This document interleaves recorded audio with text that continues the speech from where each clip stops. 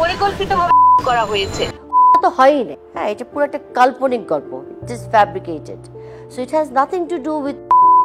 আত্মটাই মেনে নিয়ে ওর জন্য দোয়া করাটাই সবচেয়ে মানে এটাই হওয়া উচিত। এই যে রহস্য ঘেরা এবং এটা নিয়ে সামিরা, শাবনূর, টন, তার মা, তার খালা ইত্যাদি নানান রকম স্টেটমেন্ট যে দিয়েছে, এগুলো সত্যিকার অর্থেই কখনোই মানে আমি একজন ভক্ত হিসেবে কখনোই মনোভূত হয় নাই। প্রিয় দর্শক, আপনার কাছে কি মনে হয়? বউ এবং শাশুড়ি অর্থাৎ সালমান শাহর স্ত্রী সামিরা এবং সালমান শাহর মা নীলা চৌধুরী, এই যে ব্যাটেল গ্রাউন্ড এবং একজন আরেকজনকে নানানভাবে নানান সময় বিক্ষিপ্ত আলোচনায় স্টেটমেন্ট দিয়েছেন, হয়তো এক একটা প্ল্যাটফর্মে দিয়েছেন, এক একটা চ্যানেলকে দিয়েছেন, এক একজন ইন্টারভিউয়ারের কাছে দিয়েছেন, কিন্তু বিষয়গুলোতে কখনোই মানে পরিষ্কার সুরা হয়নি যে রহস্যটার মূল বিষয়টা কি, প্রকৃত অর্থে কি ঘটেছিল।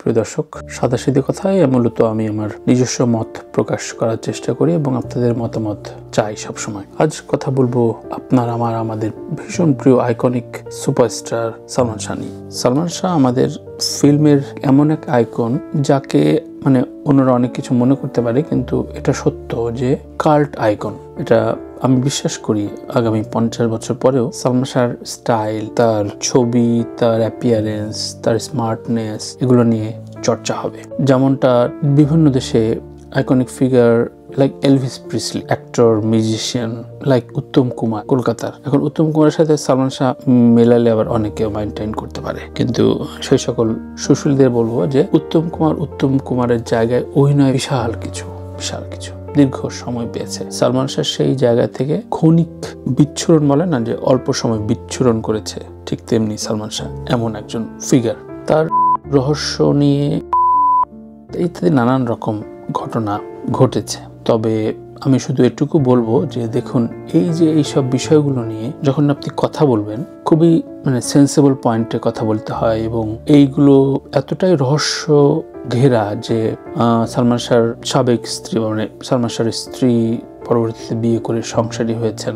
ডন দীর্ঘদিন বিভিন্ন ইন্টারভিউতে আমার শোতে একাধিকবার এসছেন, তিনি বলেছেন তার হৃদয় ধারণ করেন। কে যে কখন কার ভেতরে কি অবস্থান করছে এটা আসলে বলা মুশকিল, কিন্তু এই মামলাটা রুজু হয়নি এতদিন, দীর্ঘ সময় নানানভাবে এটা পিছিয়েছে, তদন্ত হয়েছে, নানান রকম সময় গিয়েছে। সাংবাদিকরা লিখতে এত কোনো তারকার পর তাকে নিয়ে এত চর্চা, এত কাভার স্টোরি, এত সিঙ্গেল স্টোরি, বিভিন্ন চ্যানেলে নিউজ, মানে তাকে ঘিরে শুধুমাত্র ফিল্ম হওয়া বাকি, অলরেডি একটা সিরিজ বা নাটকের মতো হয়েছে, সেটা অপূর্ব করেছে, সেটা নিয়েও ভক্তরা কথা বলেছেন। সুতরাং একটা বিশাল ক্রেজি ভক্ত রয়েছে এই মানুষটার। আমি ভীষণভাবে পছন্দ করি, মানে সর্বশেষ কোন ছবি বাংলা ছবি আমি একাধিকবার দেখেছি আমার মনে নাই, কিন্তু কিয়ামত থেকে কিয়ামত ছবিটা আমি 5 বার দেখেছি, 5 বার দেখেছি। এবং সেটি এরপরে হাফ টাইমে ঢুকে যেতাম, আমার এখনো মনে হচ্ছে প্লাজা, ঈশ্বরদীর প্লাজা সিনেমা হলে, মানে প্রায় 2 থেকে 2.5 মাস ধরে চলছিল। এবং এই ছবিটা যখন চলছিল তখন বড় রসগোল্লা, এটা রাজভোগ নিয়ে যেতাম, তো টিকিট কাউন্টারে যিনি বসে থাকতেন ওনাকে দিতাম, কোন একটা সুখবর বলতাম যে আজকে আমার রেজাল্ট ভালো হয়েছে, আজকে আমার মানে নানান রকম উসিলা বার করতাম। তো মিষ্টি খাওয়ার পর আমি একটু দেখে আসি, কারণ ওই সময়টা ওই হাফ টাইমের পরে দেখলে আর বাসায় বুঝতে পারতো না যে ছেলে কোথায় গেছে। এনিওয়ে, এইসব নানা রকম নস্টালজিয়া রয়েছে সালমান শাহ ছবি নিয়ে, সালমান শাহ মৌসুমী ছবি নিয়ে। মৌসুমীকে পরে আমি বলেছি তাকে, মানে যে আপনি কি পরিমাণ ফ্যান্টাসির ভেতরে ছিলেন। কিন্তু বর্তমানে একটি মামলা রুজু হয়েছে এবং তা নিয়ে বেশ আলোচনা গণমাধ্যমে আবার নতুন করে তা নিয়ে খবর প্রকাশ পাচ্ছে।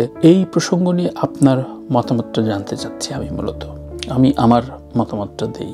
অবশ্যই এই রহস্যের উদ্ঘাটন হওয়া প্রয়োজন এবং এই সব রহস্য, যেমন যদি বলি যে দিতির হাজব্যান্ড যে ফয়সাল, তার মৃত্যু রহস্য আমরা জানি না, ইত্যাদি নানান রকম মৃত্যু রহস্যগুলো যদি উদ্ঘাটন না হয়, তাহলে না একটা পর্যায়ে এগুলো খুব রুটিন মনে হবে আমাদের কাছে। যে ছেলেটি সালমান শাহর মৃত্যুর পর দীর্ঘ শোকে নানানভাবে কথা বলেছে বা বুকে কষ্ট নিয়ে বেঁচেছে, সেও আজ তরুণ তো নাই, বৃদ্ধ না, প্রৌঢ় পর্যায়ে। সুতরাং সময় অনেক গড়িয়েছে এবং এই গড়ানোর সময়ে যারা যারা জড়িত রয়েছেন, যে ঘটনা, যদি ঘটনাটা তেমনই হয়, যদি এই মামলাটার কোন একটা রহস্য বেরিয়ে আসে, তাহলে এই যে মিথ্যাচার এবং এই যে বিষয়গুলো, যদিও মামলাধীন বিষয় নিয়ে কথা বলাটা একেবারেই সমীচীন না, কিন্তু একজন ভক্ত হিসেবে এটি বলতে চাই যে এটার একটা সুরাহা উচিত, এটার একটা দিগন্ত রেখা আঁকানো উচিত যে ঠিক আছে, এই হচ্ছে লাইন, এটাই হয়েছিল। বিচ্ছিন্নভাবে এটা নিয়ে জল ঘোলা গণমাধ্যম, কন্টেন্ট ক্রিয়েটর, আমরা এই ধরনের কথা আর বলতে চাই না এবং শুনতেও চাই না। একই সাথে তার মতো সুপারস্টার যেমন স্টারডম কখনো অন্য কেউ পায়নি, পাবে না, তেমনি এই যে রহস্য ঘেরা এবং এটা নিয়ে সামিরা, শাবনূর, ডন, তার মা, তার খালা ইত্যাদি নানান রকম স্টেটমেন্ট যে দিয়েছে, এগুলো সত্যিকার অর্থেই কখনোই, মানে আমি একজন ভক্ত হিসেবে কখনোই মনোভূত হয় নাই। আমি শাবনূরের কথা যদি বলি, যে বললো যে বোন ডাকতো, আবার ডন আবার আমার সাথে বললো যে তাদের মধ্যে বন্ধুত্বের সম্পর্ক, প্রেমের সম্পর্ক থাকলে সমস্যা কি, তো বোনের সম্পর্ক হইতে পারে না। এই ধরনের নানান রকম মিসম্যাচ রয়েছে এবং সেটা দর্শকরা কিংবা তাকে নিয়ে যারা গবেষণা করেন, যেমন নকিব নামে একজন ছেলে, দীর্ঘদিন মানে সালমান শাহর পোকা, তার এক ঝলক দেখা হয়েছিল মেবি জাদুঘরের সামনে, একদিনই দেখা হয়েছিল আমি যতটুকু জানি, আমার স্টুডিওতে ওর ইন্টারভিউ করি। ওর মতো পাগল ভক্ত, সালমান শাহ পাগল ভক্ত অনেকে আছে, কিন্তু ওর মতো নয়। তো এই যে বুকে ধারণ করে সালমান শাহর জন্য ও ঘর ছেড়েছে, ওর সংসার ঠিকঠাক মতো হয় নাই, কোনো তারকা মারা যাবার পর তার ভক্তরা নানান ভাবে মারা গিয়েছে, এ ধরনের ঘটনা আজ অব্দি হয়নি বাংলাদেশে। সো এই ক্রেজি লেভেলের একজন তারকার রহস্য আমরা জানতে পারবো না বা একটা ফয়সালা দেয়া হবে না, এই বিষয়টা কিন্তু খুবই অমূলক এবং খুবই অস্বস্তিকর। প্রিয় দর্শক, আপনার কাছে কি মনে হয়? বউ এবং শাশুড়ি অর্থাৎ সালমান শাহর স্ত্রী সামিরা এবং সালমান শাহর মা নীলা চৌধুরী, এই যে ব্যাটেল গ্রাউন্ড এবং একজন আরেকজনকে নানানভাবে নানান সময় বিক্ষিপ্ত আলোচনায় স্টেটমেন্ট দিয়েছেন, হয়তো এক একটা প্ল্যাটফর্মে দিয়েছেন, এক একটা চ্যানেলকে দিয়েছেন, এক একজন ইন্টারভিউয়ারের কাছে দিয়েছেন, কিন্তু বিষয়গুলোতে কখনোই মানে পরিষ্কার সুরা হয়নি যে রহস্যটার মূল বিষয়টা কি, প্রকৃত অর্থে কি ঘটেছিল।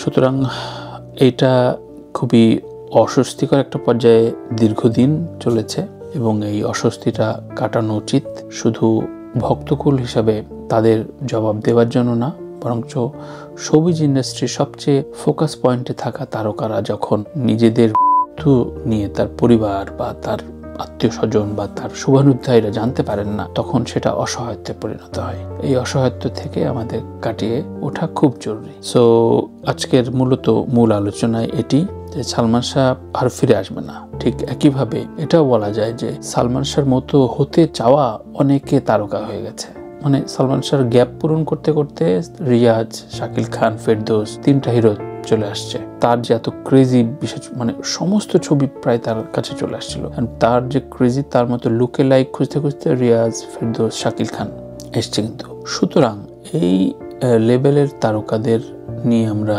একটা ভালো চর্চা করতে চাই। তার সিনেমা নিয়ে আলোচনা হয়নি, তাকে নিয়ে বায়োপিক হয় নাই, তার মারা যাওয়া নিয়ে নানান রকম কৌতূহলী ঘটনা এবং মানে এক একজনকে ধরে, তার যার সাথে সামিরার সম্পর্ক সে সামিরার ইন্টারভিউ নেয়, যার সাথে নীলা চৌধুরীর সম্পর্ক সে নীলা চৌধুরীর ইন্টারভিউ নেয়। সুতরাং এই বিষয়টা সুরাহা খুব প্রয়োজন এবং একজন ভক্ত হিসেবে এর বিচার আমি দাবি করছি। আপনাদের মতামত জানাবেন, নিশ্চয়ই এ নিয়ে ফলো আপ সাদাসিধে আমি কথা বলবো। ধন্যবাদ।